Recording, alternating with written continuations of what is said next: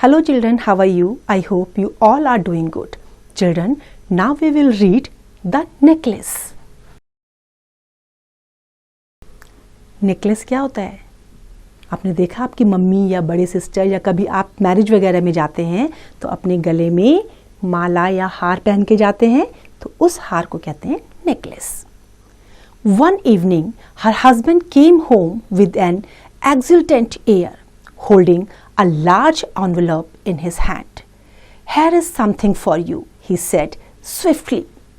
She tore the paper and drew out a printed card on which were these words: "The Minister of Education and Madame Ramponneau request the pleasure of the company of Monsieur and Madame Loisel at the Ministry on the evening of Monday, January the 18th." एक evening को उनके husband जो है बहुत खुश होकर के जब अपने घर आए तो उनके हाथ में एक लार्ज एनवेलप था और उसमें क्या लिखा हुआ था कि उनको जो है मिनिस्ट्री ऑफ एजुकेशन की तरफ से एक पार्टी में उनको इनवाइट किया गया है. और कब किया गया है? जनवरी 18 को, मंडे जनवरी 18 को उनको इनवाइट किया गया है. Instead of being delighted as her husband had hoped, she flung the invitation petulantly across the table, murmuring, "What do you want me to do with this?" Delighted means खुश होना. तो खुश होने के बदले उन्होंने क्या करा, उनकी वाइफ ने क्या करा, जो वो लेटर था उसको टेबल के ऊपर से फेंक दिया और बड़बड़ाते हुए बहुत गुस्से में क्या कहा कि तुम क्या चाहते हो, क्या करूं मैं इससे? "Why darling, I thought you would be pleased. You never go out and this is a great occasion. I had tremendous trouble to get it." Tremendous,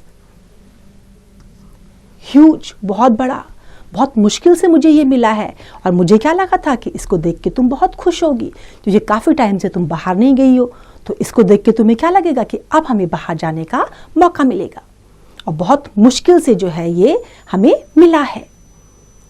"Everyone wants one. It's very select. You will see all the really big people there." हर कोई चाहता था कि उसको ये मिले invitation, लेकिन कुछ selected लोगों को ही ये मिला है और जब तुम वहाँ जाओगी तो तुम्हें अच्छा लगेगा देख के, जब बहुत बड़े बड़े लोगों से तुम्हारी मुलाकात होगी.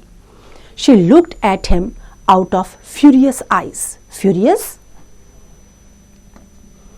बहुत गुस्से भरी नज़रों से देखना, गुस्से में देखना. तो बड़ी फ्यूरियस आइज से उन्होंने देखा. And said impatiently, "And what do you suppose I am to wear at such an affair?" He had not thought about it.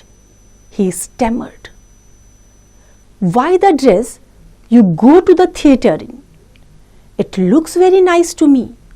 He stopped, stupefied and utterly at a loss when he saw that his wife was beginning to cry. Two large tears ran slowly down from the corner of her eyes towards the corners of her mouth. "What's the matter with you?"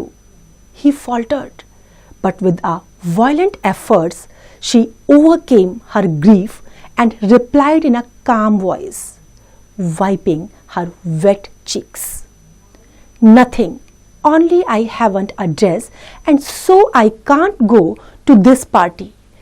Give your invitation to some friend of yours whose wife will be turned out better than I shall." He was heartbroken. Heartbroken जैसे दिल टूट जाना. जब invitation दिया गया तो उनकी wife ने उसको एक्सेप्ट करने के बदले रिफ्यूज़ कर दिया. क्यों? क्योंकि उनके पास अच्छी ड्रेस नहीं थी. जब उन्होंने रिमाइंड करवाया कि जो ड्रेस वो थिएटर पहनने के लिए यूज़ करती हैं उसको भी वो उसको यूज़ कर सकती हैं और वो अच्छी ड्रेस है, लेकिन उन्होंने नहीं माना और उनकी आंखों से आंसू निकलने लगे. अब उनको ये लगा कि अब जो है बात उनके हाथ से निकल गई है. वो जाने के लिए तैयार नहीं है। और उन्होंने क्या सजेस्ट किया कि तुम ये जो इनविटेशन है किसी और को जाके दे दो जिनके पास अच्छी ड्रेस हो और वो वहाँ जा सके। ये सुन के जो है हस्बैंड की आंखों में आंसू आ गए और उनका भी दिल टूट गया। Look here Matilda, he persisted. What would be the cost of a suitable dress which you could use on other occasions as well? Something very simple. She thought for several seconds, reckoning by prices and also wondering for how large a sum she could ask without bringing upon herself an immediate refusal and an exclamation of horror from the careful-minded clerk. At last, she replied with some hesitation. Hesitation, हिचकिचाहट के साथ। Hesitation मतलब जब हम reply नहीं कर पाते हैं और बहुत सोच समझ के, बहुत मतलब संकोच करते हुए हम उसको कहते हैं, means hesitation. I don't know exactly, but I think I could do it on 400 francs. अब जब उन्होंने कहा कि अपनी वाइफ को पूछा, उनकी वाइफ का नाम क्या था, मैटिल्डा, को पूछा कि कितने की आएगी वो ड्रेस कि ताकि तुम उसको आगे भी पहन सको। तो बहुत देर तक उन्होंने सोचा और सोचने के बाद उन्होंने क्या कहा कि वो ड्रेस कितने की होगी, 400 फ्रैंक्स की। He grew slightly pale. Pale, जब कुछ हम ऐसी बात सुन लेते हैं कि हमें पसंद नहीं आती है तो हमारे चेहरे का जो रंग है वो क्या होता है, उड़ जाता है, पीला पड़ जाता है। तो ऐसे ही उनका रंग थोड़ा सा पीला पड़ गया था क्योंकि 400 फ्रैंक्स उनके लिए बड़ा अमाउंट था। Nevertheless, he said, very well, I shall give you 400 francs, but try and get a really nice dress with the money. Agree कर लिया उन्होंने कि ठीक है, मैं 400 फ्रैंक्स दे दूंगा, लेकिन एक अच्छी सी ड्रेस इस पैसे से खरीद लेना। The day of the party drew near and Madame Loisel seemed sad, uneasy and anxious. Anxious? चिंतित, worried.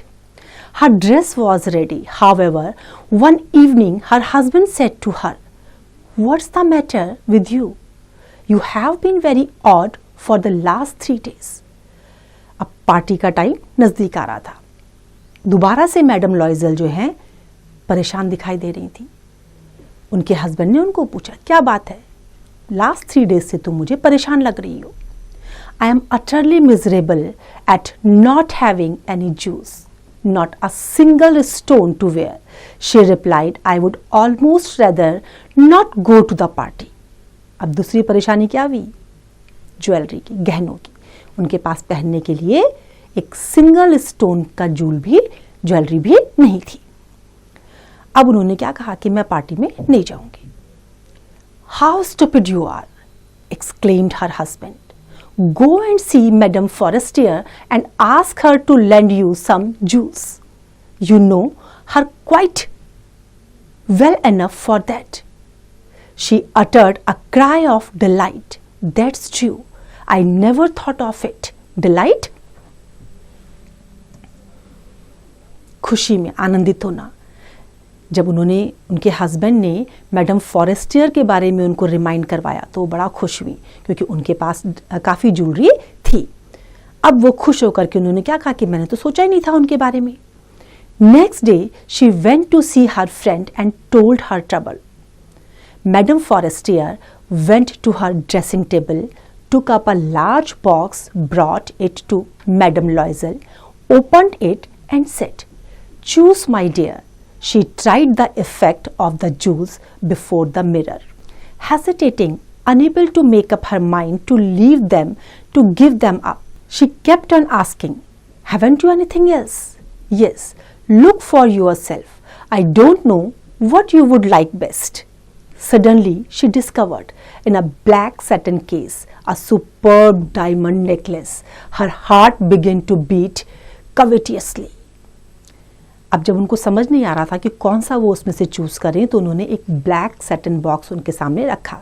जब वो केस रखा तो वो बहुत सुंदर केस था और उसमें बहुत सी डायमंड नेकलेस, उसके अंदर बहुत अच्छे अच्छे डायमंड नेकलेस उसके अंदर थे। अब खुशी से जो है वो ललचा गई उसको देख करके। Her hands trembled as she lifted it. She fastened it round her neck, upon her high dress, and remained in ecstasy at the sight of herself. Ecstasy, बहुत खुशी में, बहुत जॉय, डिलाइटेड, बहुत खुश वो हो रही थी। उन्होंने जब निकाला, अपने गले में लगाया तो बड़ी आनंदित हुई, बहुत खुशी उनको भी कि फाइनली उनको ये मिल गया। Then with hesitation she asked in anguish. Anguish थोड़ा सा नाराजगी में, थोड़ा सा मतलब उनको डाउट हो रहा था कि पता नहीं मिलेगा या नहीं मिलेगा। तो उन्होंने क्या पूछा? Could you lend me this, just this alone? Yes of course.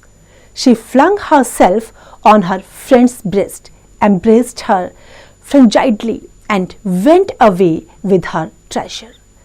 जब उन्होंने हाँ कह दिया तो खुशी में उन्होंने उनको हक कर लिया, एम्ब्रेस कर लिया, और फिर उसके बाद वहाँ से चली गई। The day of the party arrived. Madame Loisel was a success. She was the prettiest woman present, elegant, graceful, smiling, and quite above herself with happiness. The party was over at about 4 o'clock in the morning. Finally, Madame Loisel party में चली गई। बहुत सुंदर वो लग रही थी, बहुत एलिगेंट, बहुत ग्रेसफुल वो लग रही थी, और वो पार्टी जो है नेक्स्ट मॉर्निंग 4 o'clock तक चली। It was the end for her. Sadly, she walked up to her apartment. She took off the garments in which she had wrapped her shoulders, so as to see herself in all her glory before the mirror, but suddenly she uttered a cry. The necklace was no longer round her neck. अब जब and हो गई party तो अपने apartment की तरफ चली गई। जब मिरर में उन्होंने अपना देखा, दोबारा से अपना जो शोल्डर था उसको अनरैप्ड किया, और जब देखा उन्होंने मिरर में अपने आप को तो तेजी से चिल्लाई। रीज़न क्या था? जो नेकलेस था वो उनके गले में नहीं था। What's the matter with you? asked her husband. She turned towards him in the utmost distress. I have no longer got Madame Forestier's necklace. He started with astonishment. Astonishment? आश्चर्य में, surprised में. What? Impossible! They searched in the folds of her dress, in the folds of the coat, and the pockets, everywhere. They couldn't find it. Madam लॉइजल ने जब कहा कि उनका necklace नहीं है, वो मिसप्लेस हो गया है, तो उनको बड़ा आश्चर्य हुआ। बहुत परेशान दोनों हो गए थे। सब जगह उन्होंने सर्च किया, ड्रेसेस में सर्च किया, कोट में, पॉकेट में, सब जगह, लेकिन उनको वो नहीं मिला। Are you sure that you still had it on when you came away from the ball? He asked. Yes, I touched it in the hall at the ministry. But if you had lost it in the street, we should have heard it fall. Yes, probably we should. Did you take the number of the cab? No, you didn't notice it, did you? अब उन्होंने कहा कि जब party से हम आए थे तो क्या ये उसमें था, गर्दन में था? तो उसने क्या कहा? हाँ, yes, it was. जब टच किया तो था। अब डाउट हुआ कि हो सकता है वो रास्ते में गिर गया हो, गली में गिर गया हो। उनको कैब का नंबर भी याद नहीं था। No, they stared at one another, dumbfounded. At last, Loisel put on his clothes again. I will go over all the ground we walked, he said, and see if I can find it. And he went out. She remained in her evening clothes, lacking strength to get into bed, huddled on a chair without volition or power of thought. Her husband returned at about 7. He had found nothing. He went to the police station, to the newspaper, to offer a reward to the cab companies. Everywhere that a ray of hope impelled him. He came home at night, his face lined and pale. He had discovered nothing. You must write to your friend, he said, and tell her that you have broken the clasp of her necklace and are getting it mended. That will give us time to look about us, she wrote at his dictation. जब mister Matilda के husband सब जगह गए, उन्होंने सब जगह find out करने की कोशिश करी, उन्हें कहीं भी वो नहीं मिला। फाइनली जो है वो बहुत डिस्ट्रेस होकर के, बहुत पजल्ड होकर के वापस आ रहे थे, तो उन्होंने पुलिस स्टेशन में भी उसकी रिपोर्ट लिखाई, न्यूज़पेपर में जो है उन्होंने ऐड दिया कि जिसको भी मिलेगा और वो रिटर्न करेगा तो उसको इनाम दिया जाएगा, लेकिन उनको वो नहीं मिला।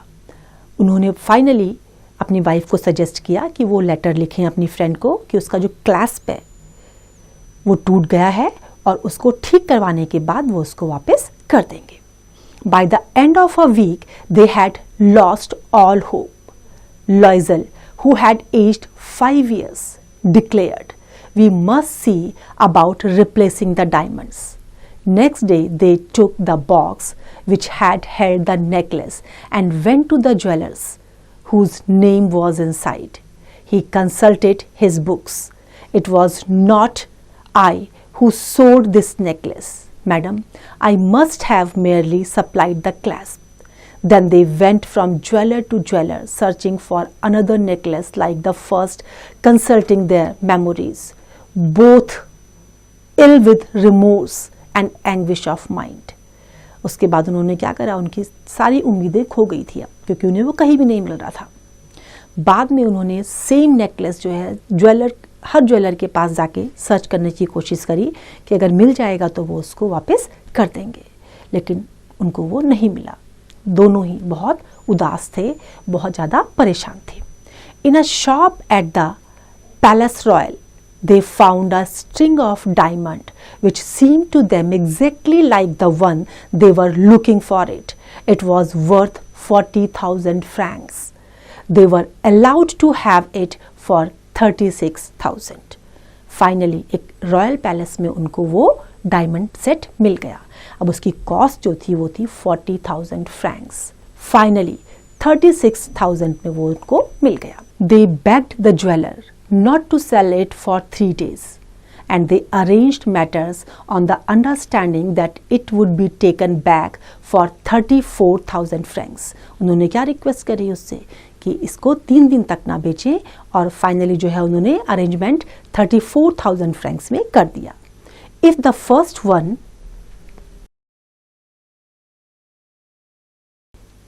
were found before the end of the February, अगर जो पहला वाला है फरवरी के एंड तक मिल जाएगा तो वो इसको ले लेंगे। लॉइजल possessed 18,000 francs left to him by his father. He intended to borrow the rest.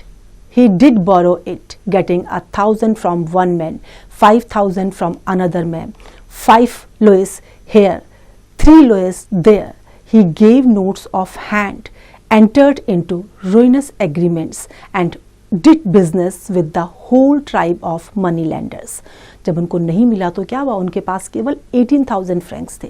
फिर उन्होंने 500 किसी और से लिए, अनदर 500 किसी और से लिए, फिर 5 लोएस किसी और से, फिर 3 लोएस किसी और से, और इस तरीके से उन्होंने जो है अरेंजमेंट किया, और जो मनी लेंडर्स थे उनके साथ अब जो है उनके लिए काम करना शुरू कर दिया।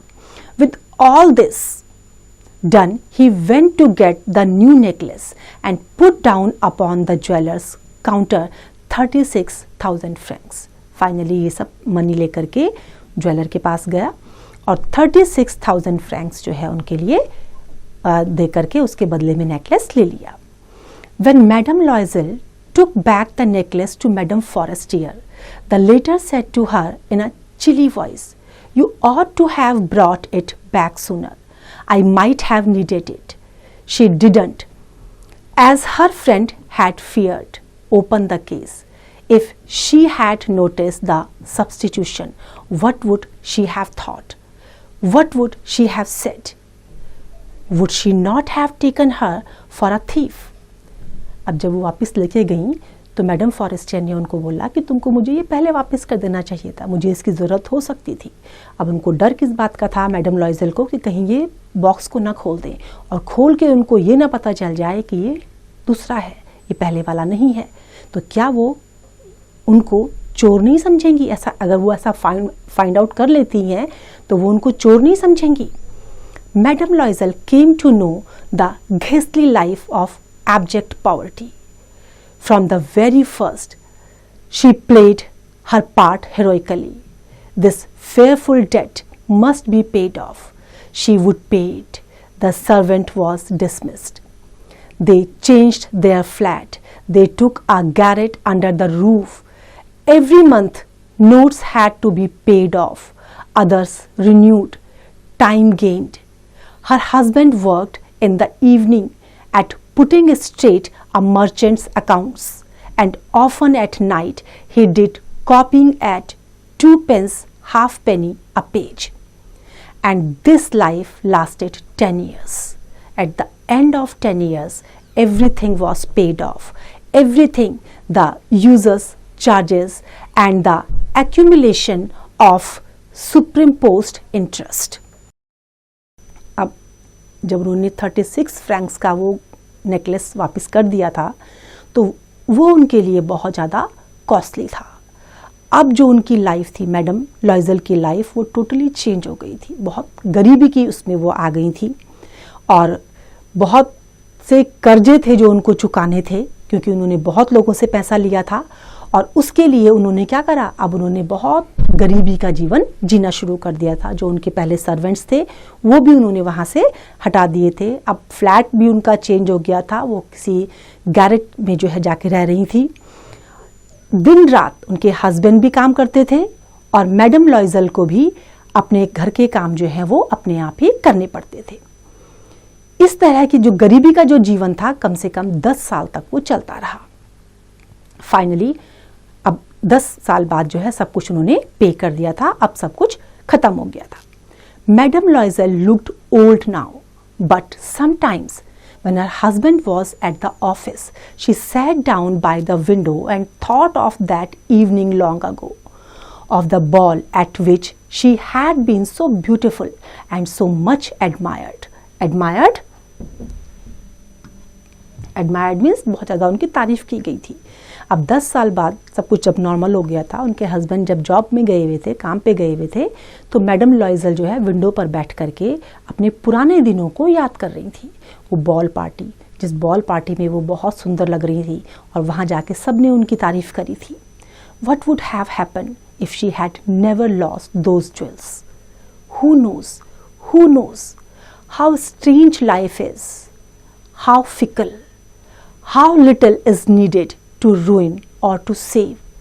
One Sunday, as she had gone for a walk along the Champs Elysees to freshen herself after the labors of the week, she caught sight suddenly of a woman who was taking a child out for a walk. It was Madame Forestier. काफ़ी time के बाद जब वो घूमने के लिए बाहर निकली तो उन्होंने किसको देखा? मैडम फॉरेस्टियर को, जो अपने बच्चे को लेकर के आई हुई थी वॉक पे। Madam Loisel was conscious of some emotions. Should she speak to her? Yes, certainly. And now that she had paid, she would tell her all. Why not? She went up to her. Good morning Jeanne. The other didn't recognise her. Recognise, पहचानना। And was surprised at being thus familiarly addressed by a poor woman. जब madam लॉइजल ने madam Forestier को देखा तो उन्होंने अब सोचा कि अब वो उनको सारी बातें बता देगी, क्योंकि उन्होंने उनका नेकलेस भी उनको दे दिया है, सब कुछ अब सेटल हो चुका है, तो अब वो उनको सब बातें बता देगी। तो वो उनको जब उनके पास गई, उन्होंने गुड मॉर्निंग विश किया, तो मैडम फॉरेस्टियर ने उनको नहीं पहचाना, क्योंकि वो बहुत गरीब और बहुत ओल्ड लग रही थी। But madam, she stammered. Stammered, रुक रुक करके बोलना, फ्लुएंटली वो नहीं बोल रही। I don't know, you must be making a mistake. No, I am Mathilde Loisel. कि तुम्हें शायद पहचानने में गलती हो रही है, मैं तो आपको नहीं पहचान पा रही हूँ।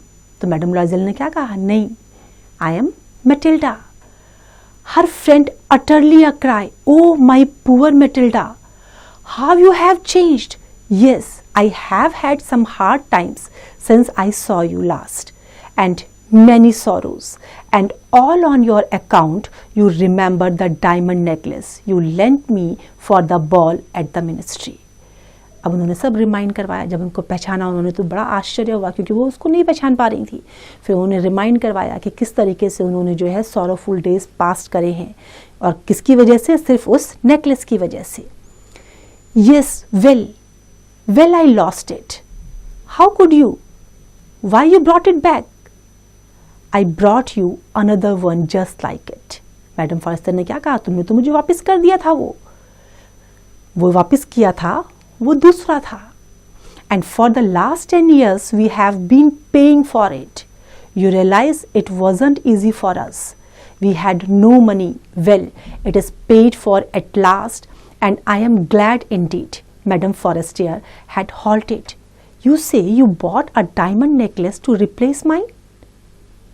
उन्होंने जब रिमाइंड करवाया उसको कि मैंने नेकलेस जो आपको वापस किया था, और उसकी वजह से जो है हमने बहुत कठिनाई से अपना जीवन जिया, उसके लिए हमने बहुत बड़ा अमाउंट पे किया था, और लास्ट 10 ईयर्स तक हम उसके लिए काम कर रहे थे.